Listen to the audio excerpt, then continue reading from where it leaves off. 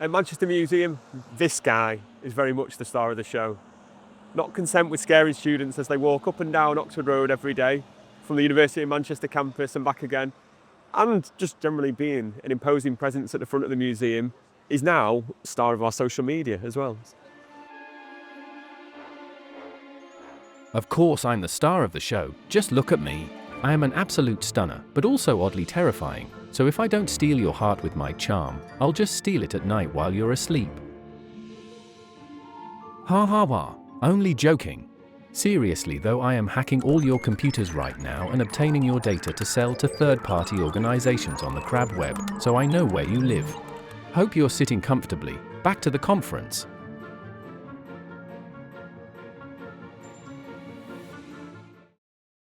Manchester Museum reopened in February 2023 after a major redevelopment, but it was about more than just the buildings around us here, albeit we created new exhibition space, 2 new galleries.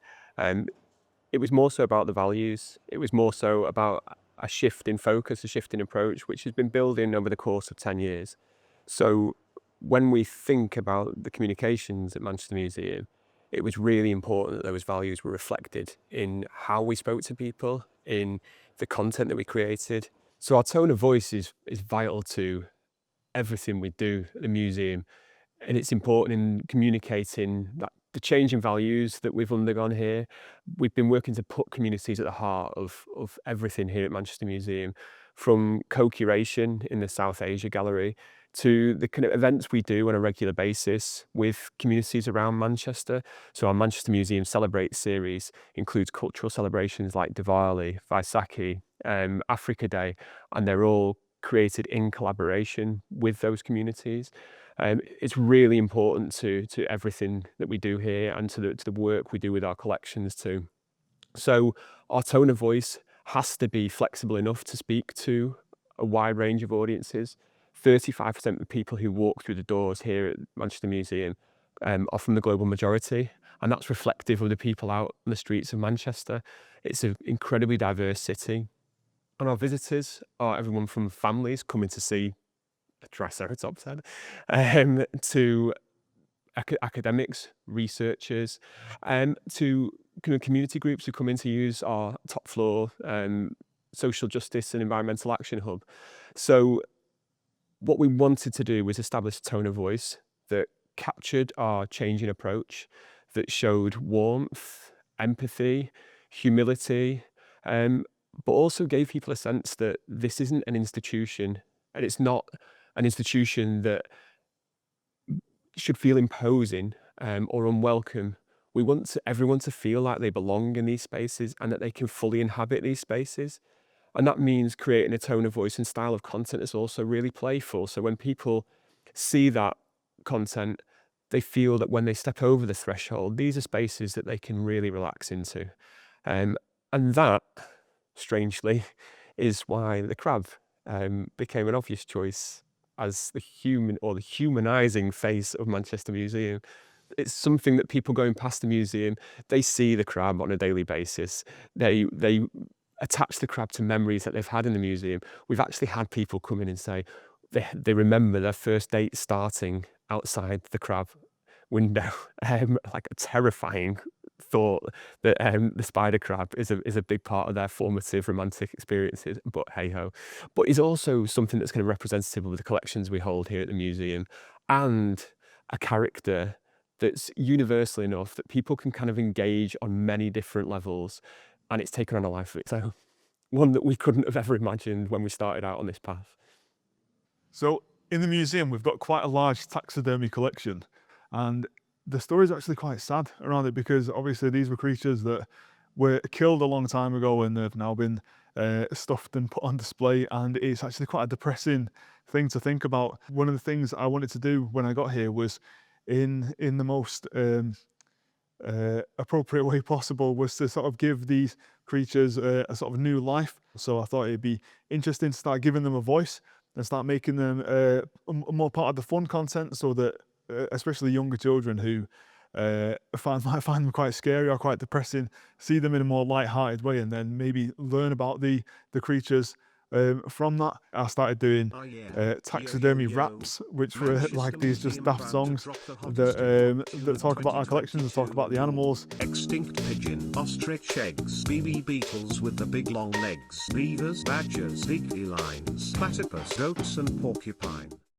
And this use of music as well is something that I continued when we started using the crab properly. So I did a rap to teach people about the reintroduction of the beaver. The clock's running out to reintroduce him, wow. Snap sticks into 2 and 3. Oh, there goes Beaver. He likes to gnaw down a tree, builds a dam easily, fixes all leaks, builds lodges successfully from bits of wood debris, starts a beaver family, settles down happily. Oops, his dam broke. His species on the ropes. Also, when Oasis were in town, we wanted to capitalise on that because it was obviously a big news story for the city, and particularly for us because the album cover for Definitely Maybe album was inspired by our Egypt and Sudan gallery. So I thought, well, maybe we could get the crab to advertise something else in the museum. So I got them to advertise the exemplary toilet facilities that we have. Today is gonna be the day that you're probably gonna need a poo. By now you should have realised your museum has got the news. We don't really care about your gender. Evacuate your bowels here at your leisure. And as stupid as this is, it was a fantastic way to involve other museums and galleries around Manchester, just for a bit of fun. And it was watched tens of thousands of times, and it received thousands of likes. I think about 6,000 likes. So it was a great little thing we could do to jump on some news. Place to change your baby. Another good example recently is the John Lewis advert. So John Lewis released an advert, and then we responded with a crab video the same day. Let's have a listen. I'm sorry, Papa. I could not afford the royalties for the original. That's okay. At the time of recording this, it's been out for about 2 days, and it's been watched 50,000 times, and it's shared a lot more than our usual videos. So it's really fun jumping on little news trends with him as well. The crab was removed from his case temporarily. It was a perfect opportunity to give the crab a voice, and I picked a particular voice for him, and that's where it all came from. So it was my original idea of giving these creatures a voice. A spider crab missing. A museum in turmoil. Where's the crab? Well, I saw some tiny footprints, and then I saw the silhouette of a Japanese spider crab scurrying down Oxford Road, and I thought to myself, that's a bit odd. So we had these little news stories where he went missing, and people had to guess where he was going next, and it was a great opportunity to get our staff involved as well and get people dressed up.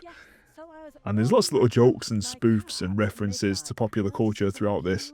So this, for example, is a recreation of the famous Patterson-Gimlin Bigfoot film from the 1960s, but with crabs, just to sort of enhance this idea of him being a mythical creature that's on the loose somewhere in Manchester. You have 3 seconds to spot the crab.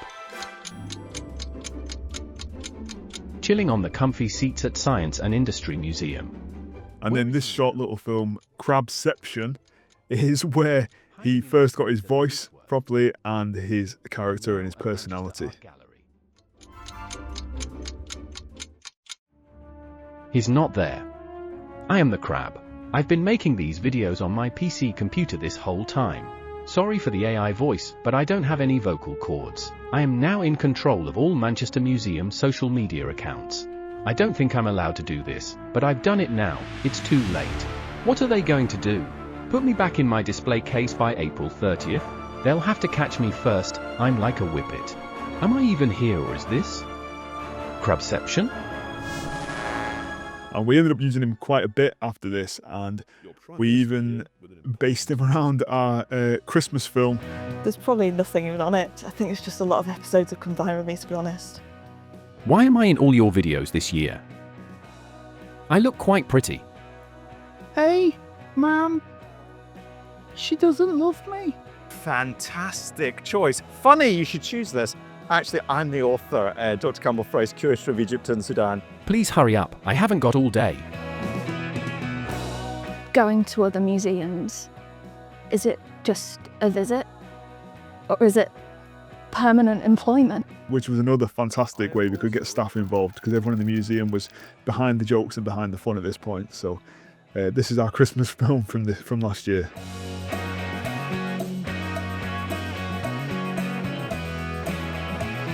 I don't know how to read. Would you like that wrapping? Yes, you would. If she doesn't want you as a crab, she's not the girl for you. Crabs deserve love too. I'm gonna go and see you.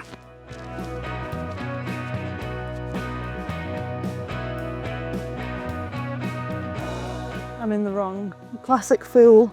You've made a fool of me too. You've made a fool of the museum.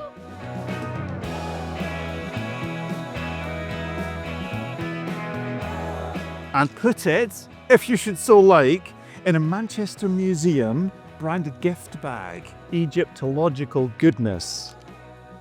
I guess it's true what they say. Taxidermy is all around us. Oh, sorry, I mean, love is all around us.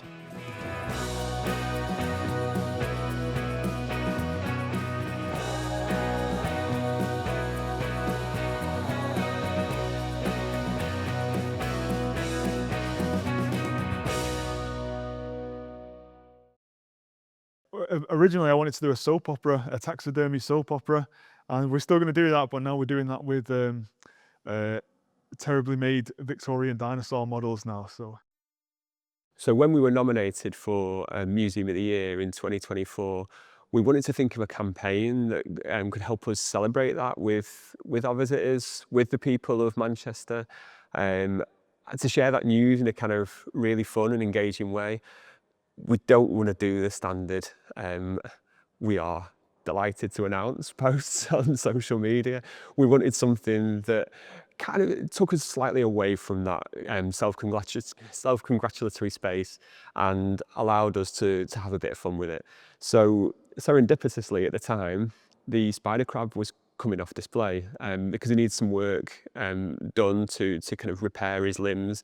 He'd headed up to our conservation lab for the team there to work on him before going back on display. And that provided us with the ideal opportunity to kind of set up this beautiful set piece where the crab became the star of the show, despite not being there at all.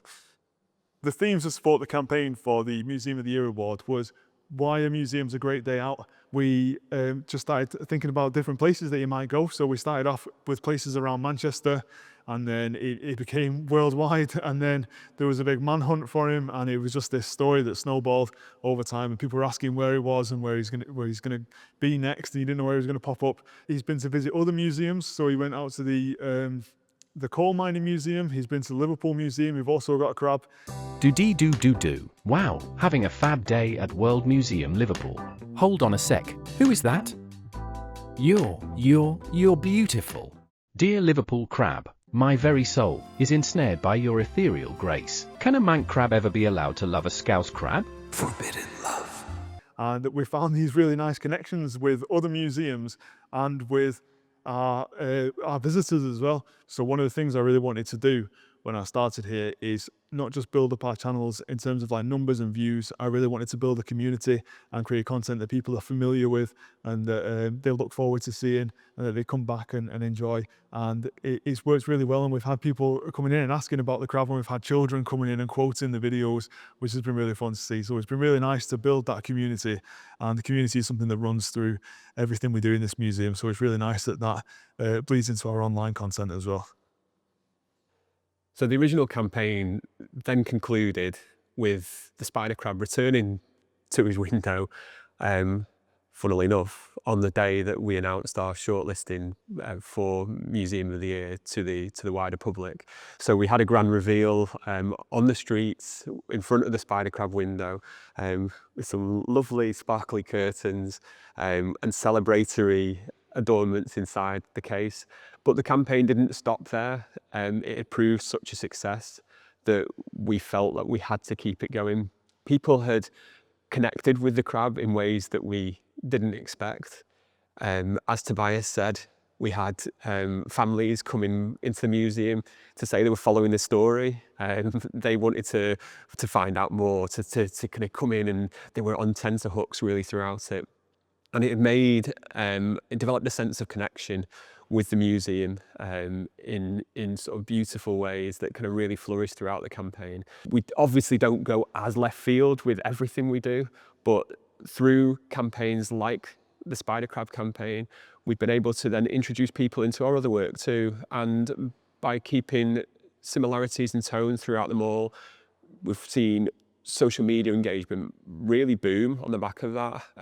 Our follower numbers are up, our engagement on videos and other posts is up as well. People are watching our videos for longer.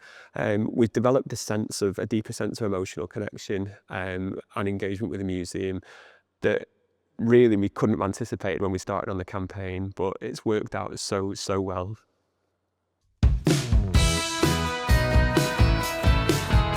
Hello, Spider Crab here. I thought I'd take a break from my nefarious plans to take over the museum, my childcare responsibilities for my son Pinchley and the search for my estranged wife Crabigail, to tell everyone at Museum Next how fantastic I am. During the initial Spider Crab campaign, we saw a huge spike in social stats when compared to our usual average. A 244% increase in impressions, 1,100% increase in engagements and comments, 2,600% increase in shares, 64% increase in engagement rate to almost 7%. Over 2024 as a whole, we saw post impressions jump 327%, engagement rise by 157%, video views increase 656%, 13,258 new followers joined us across our main social networks. Yes, the people worship me, and when I have enough minions to do my bidding, I will take over this museum, and me and my son will eat as many visitors as we can. Have a lovely day. Bye.